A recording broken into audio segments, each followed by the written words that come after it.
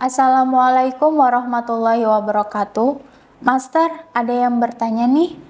Anak saya umur 20 tahun punya kebiasaan buruk menimbun barang bekas dan sampah di dalam kamarnya. Jika diingatkan untuk membersihkannya malah marah. Kira-kira itu penyakit apa ya, Master? Ya, kebiasaan menimbun barang yang sudah tidak berguna dan dia berpikir akan berguna di masa depan tetapi dalam jumlah yang tidak wajar, itu disebut sebagai hoarding disorder.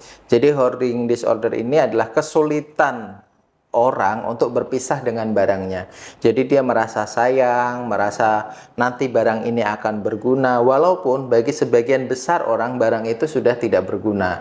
Contohnya apa? Botol minuman, bekas makanan, kemudian bungkus-bungkus makanan yang harusnya itu dibuang karena bisa menimbulkan datangnya kecoa atau binatang-binatang yang lainnya, dan tentunya baunya tidak mengenakan ya. Tetapi bagi penderita hoarding disorder ini, dia memiliki kesulitan untuk berpisah dengan barangnya tersebut.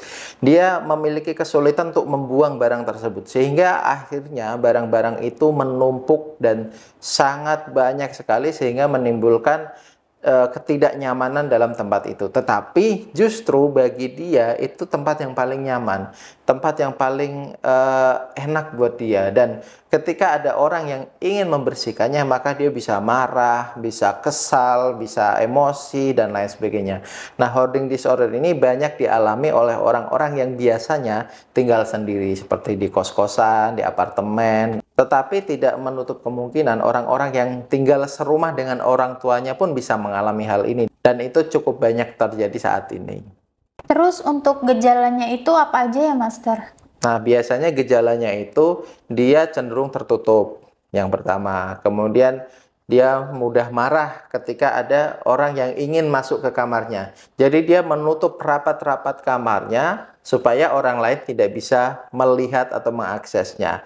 Ketiga, mulai tercium bau-bau yang tidak enak ya dari kamarnya tersebut. Nah, ketika itu sudah terjadi, maka harus segera dicek apakah kamarnya itu memang benar-benar bersih atau banyak timbunan-timbunan sampah yang tidak berguna. Gejala-gejala ini biasanya juga menimbulkan gejala psikologis bagi si penderitanya, itu mudah marah, emosional, kemudian dia tidak mampu berpisah dengan barang-barang yang ada di sekitarnya. Bahkan bukan hanya barang-barang yang tidak berguna, bahkan dia membeli barang-barang untuk ditimbun. Misal dia beli sabun, sekali beli 10 gitu ya, ditimbun sampai nanti expired. Kemudian dia beli sampo, sekali beli langsung 5, dia timbun sampai expired, dan lain sebagainya. Bahkan makanan-makanan yang sudah busuk itu pun tidak dibuang gitu, karena dia merasa tidak bisa meninggalkan barang tersebut. Rasa tidak bisa meninggalkan barang tersebut itu tidak bisa dikendalikan oleh dirinya sendiri. Jadi dia muncul dari dalam diri, kemudian membuat dia memiliki perasaan yang sangat-sangat sulit untuk berpisah dengan barangnya tersebut. Dan dia merasa aman, merasa nyaman ketika barang-barang yang bagi sebagian orang sudah tidak terpakai tersebut ada di sekeliling dia. Bedanya apa sih, Master, dengan kolektor?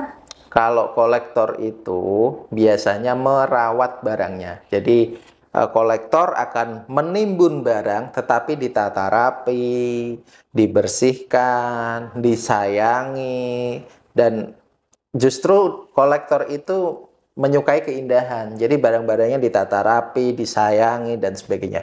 Tetapi hoarding disorder ini adalah menimbun barang yang sama sekali tidak berguna dan tidak teratur gitu, tidak dibersihkan, cenderung menjadi seperti sampah gitu. Karena memang yang ditimbun itu ya sampah gitu, barang-barang yang sudah tidak berguna bagi sebagian orang. Bagi sebagian orang sampah plastik, bekas makanan, bekas minuman itu dibuang.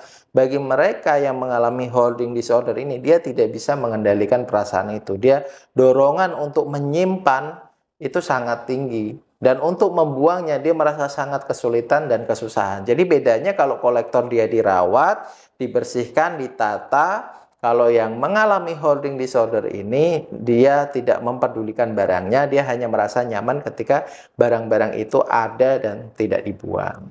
Bagaimana cara mengatasinya, Master? Ada beberapa cara untuk mengatasi hoarding disorder ini. Yang pertama bisa lakukan secara mandiri. Pertama adalah sadari bahwa Anda mengalami hoarding disorder. Kadang-kadang sadar, kadang-kadang dia tahu, bahkan bisa menimbulkan stres, bahkan depresi karena dia tidak bisa mengendalikan dirinya. Nah, tapi ketika Anda sadar bahwa Anda mengalami hoarding disorder, maka itu adalah awal mula yang baik. Kemudian yang kedua, bisa konsultasi dengan profesional, bisa ke psikolog, bisa ke psikiater, atau bisa ke hipnoterapi.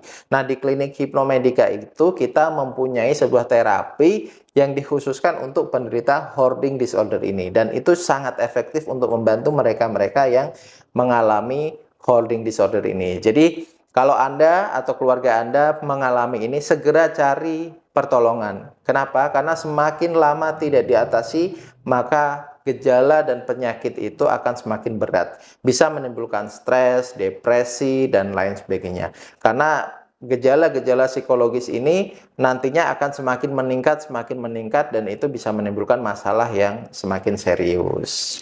Baik, sudah terjawab pertanyaannya ya, Bu. Demikian, wassalamualaikum warahmatullahi wabarakatuh.